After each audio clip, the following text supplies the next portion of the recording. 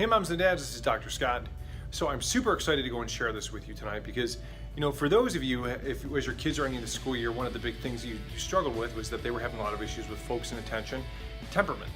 And so my buddy Tyler has made some amazing changes in a pretty darn short period of time under care with us. And, little background, they had tried a lot of other things. They had tried doing things like, medicines to try to help with focus and attention. They tried therapies and not a lot of success. So he started care with us, actually, like active care, about 2 months ago. And so one of the things that we do is we go through and we do these progress exams so that we can keep tabs on where we are towards our goals. And so he just had progress exam 2. And so I just got off the phone with his mom a little bit ago. And his first goal of improving focus and attention, she said that he's already 75% better. She said he's now normal for his age, what they would expect. Normal social behaviors, she said that he is already becoming more engaged socially with kids his age, which is a huge thing because this has been a lifelong struggle for him, being able to connect with and relate to kids of his own age.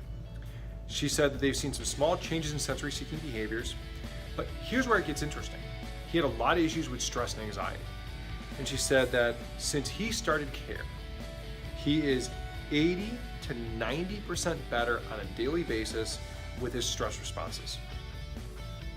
80 to 90 in 2 months.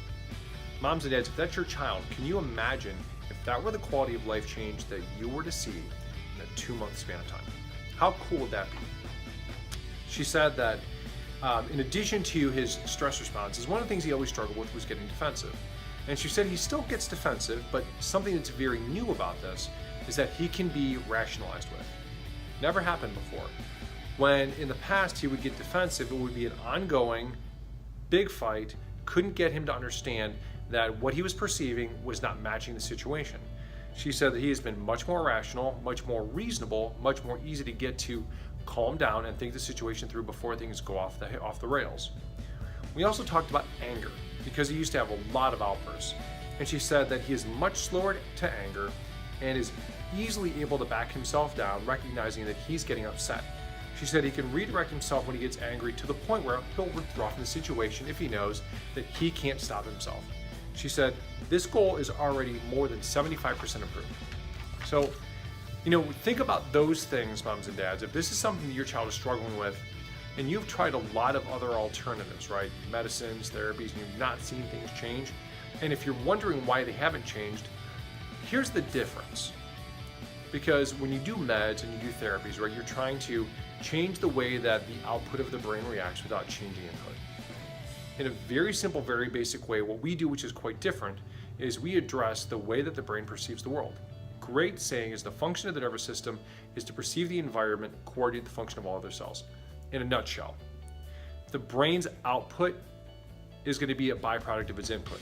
If all the brain is perceiving is stress input, then all you're going to get is stress output. Where we get in and we do our thing, right, with the adjustments is we change the way the brain is perceiving all the sensory input so the brain is able to back down the stress response. And over time, the brain learns it. And as it accumulates more and more momentum, we see things like better stress responses, easier to redirect, better ability to recognize when you're getting upset, better ability to rationalize with, better focus and attention, because these are all things that are symptoms, right? All this stuff that you guys deal with on a daily basis, they're symptoms. Symptoms that are signs of a brain's inability to properly adapt to the stressful situations, the input, all the stuff that they should be able to deal with appropriately. And the output that we're seeing with this little dude is his brain is now rewiring the way that he perceives stress, the way that he rationalizes through things, because his fuse is getting longer every day and his ability to think about situations because of that is dramatically different. So moms and dads, if this is something that your child is struggling with, there's real help, there's real hope, and there's real solutions. Don't hesitate to give us a call at 440-230-2300 to set up time so we can talk. You can also go to our website to learn more information about us, and that is www.elitefamilykairos.com. Or even more, hear from other moms and dads that have been in your shoes on our podcast. So you can go to iTunes or you can go to Stitcher, and it's the Growing Healthy Families podcast.